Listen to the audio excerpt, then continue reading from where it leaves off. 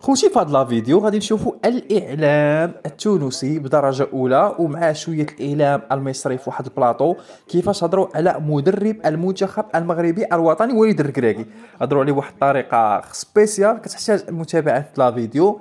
وكان في هذا الاستوديو التحليلي مدرب الرجاء البيضاوي السابق الشابه الشابي اللي هضر وقال كلام كبير كبير وكيستحق الوقوف. خوتي غنشوفوا كيفاش كيهضروا على المغرب بمناسبه هذا الكان، كيفاش كيهضروا على وليد الركراكي. شوفوا معايا هاد لا فيديو. الأسعد، وأنت كنت طبعا مقيم في المغرب، دربت في المغرب، وتجربة كانت ناجحة أكيد. تتابع في هذه المسيرة المتميزة لمنتخب المغرب. هذا المنتخب المغربي عنده مدرب كبير وليد الركراكي. أنا لعبت ضده مباراة واحدة الرجاء ضد الوداد، عملنا 1-1 وقعدنا نحكيو مع بعضنا بعداش. وليد يمن بالإمكانيات الجماعية متاع الفريق، وليد يحاول من الإمكانيات الفردية يخرج منهم لو ماكسيموم. أما قوة المدرب نتاعهم وقوة المنتخب المغربي هي العقلية، عقلية الملاعبية. اليوم نجم نقول لك المنتخب المغربي رغم اللي عمل كاس عالم كبيرة ياسر وماشي لافريقيا، اما ديجا وليد قراهم قبل ما يسافروا الكوت ديفوار، قال لهم راهو ماناش كاس العالم هذه الكاس الافريقيه اللي حاضر باش يحط ساقه وباش يبل المريوع وباش يفرح الشعب المغربي مرحبا به، واللي ماهوش حاضر باش يكون في الافريق، خاطر افريقيا ماهيش كاس العالم. وشفنا البارح، شفنا المغرب البارح في اللي كيفاش يعني جل لي ربحوهم. شفنا البارح المغرب وقت اللي تتفك الكرة 10 من الناس التالي والناس الكل تدافع مع بعضها.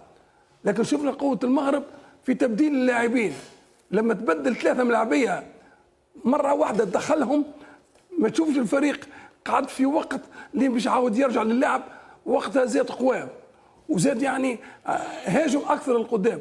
الحاجة الوحيدة المنتخب المغربي ما يعرفش يلعب البلوك با، يخلي الملاعبية نتاعو الفوق ويحاول كما عمل في كاس العالم ضد اسبانيا وضد البرتغال، يخلي المنافس ما يخرجش الكره في راحه، ويحاول عندهم مهاجمين، عندهم لاعبين. ما تنساش المدافع الايمن يلعب في الباريس سان جيرمان، المدافع الايسر المضروب يلعب في البايرن ميونخ، يعني جل اللاعبين يعني في فرق كبار. كابتن عادل، تعليق على اللي قاله كابتن الأسعد. وانت تعرف ظروف المدرب، وانتم ما شاء الله اكثر مني في فلسفه التحليل الكروي.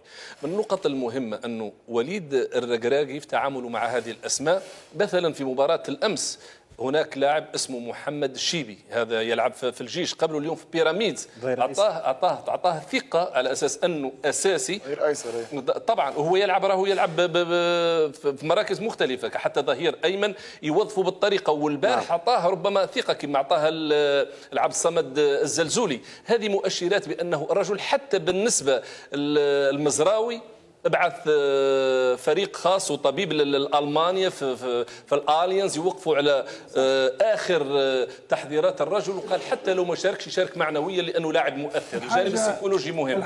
الحاجه اللي ربما وليد يتمتع بها اكثر من جلال هنا في تونس، وانه في المغرب رغم ان البطوله قويه ما فما حتى فريق باش يفرض على وليد باش يهز اللاعب من الرجاء ولا باش يهز اللاعب من الجيش ولا باش يهز اللاعب من الوداد. وليد قوي ياسر، اللي يقول لك اللي ملاعبي اللي ما يلعبش في نيفو عالي ما عندوش مكان في المنتخب. لكن هنا كابتن عنده الاختيارات. هنا المدرب المنتخب المغربي عنده برشا اختيارات. احنا عندنا برشا لاعبيه تلعب في نيفو عالي وعالي جدا. حتى احنا عندنا الاختيارات. اكيد عندنا اختيارات. لكن عندنا العيدوني يلعب في اونيون برلين، جمعتين التالي يلعب ضد ريال مدريد. عندنا صخيري اللي يلعب في فرانكفورت، ربما كان كابتن بارابور معناها الملاعبيه نتاع المنتخب المغربي. كي تشوف الزلزولي وتشوف وناحي وتشوف المرابط، معناها الناس تلعب في نيفو عالي وعالي جدا. احنا المشكله الوحيده اللي عندنا في تونس الكلنا في بالنا فما 5 جمعيات في العالم، في بالنا اللي ما يلعبش في ريال وبرشلونه والبايرن والمانشستر والسيتي ماهوش ملاعبي، ما نجموش كلنا نلعبوا في الجمعيات هذو. خليني كابتن ما نجموش. مرابط مشى لمانشستر ما لعبش. صحيح. وعانى الامرين. ما فماش 5 جمعيات في العالم. راهو نوافقك تلعب راهو في كابتن. فرانكفورت، اسمعني، كي تلعب في فرانكفورت باش تتفرج في مباراه نتاع فرانكفورت ممتازه اكيد. يلزمك تقص تذكره الملعب قبل بسنه. صحيح صحيح. راي فرانكفورت السنه الفارطه واللي قبلها هزت الايرو ليج. احنا نصغروا في الجمعيات الكل، احنا الكبار وما عدا ال5 جمعيات وكلنا باش صغار. نوافقك يا كابتن، سامحني باش نوافقش نكمل في كلامك، خاطر صحيح المنتخب المغربي عنده فرديات، لكن المجموعه قوه المجموعه نتاعو، لكن تجيب انت فريق كله تكنيسيان، كل الناس الكل تعرف تلعب والناس الكل كذا، لكن هنا المدرب هنا وشنو كيفاش يوظف المجموعه نتاعو. التوظيف نتاع المجموعه اكيد. يلا ماشي. اضافه اخيره، تكلمتوا على ستاف تكنيك. بالنسبه للوليد مين معاه؟ رشيد بن محمود، تجربه، لاعب بحضور حتى يعني معاه في الوداد. معاه في الوداد. اندهل من الغريب امزين، هذا واحد من الاسماء المؤثره ولاعب كان بحضور كبير. اذا هو المنظومه، يعني فريق متكون، كل مدرب حتى وليد لما يتراجع نفسيا يتيح الفرصه للمدرب الاخر باش يتواصل مع اللاعبين. احنا في تونس لا، احنا في تونس الممرن يجي ويلقى ستاف كامل.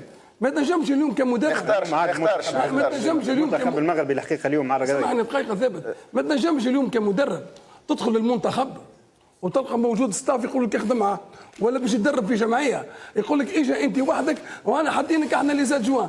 اليوم راه في كره القدم العصريه المدرب اللي ما يجيبش ستاف معاه راهو ضعيف شخصيا.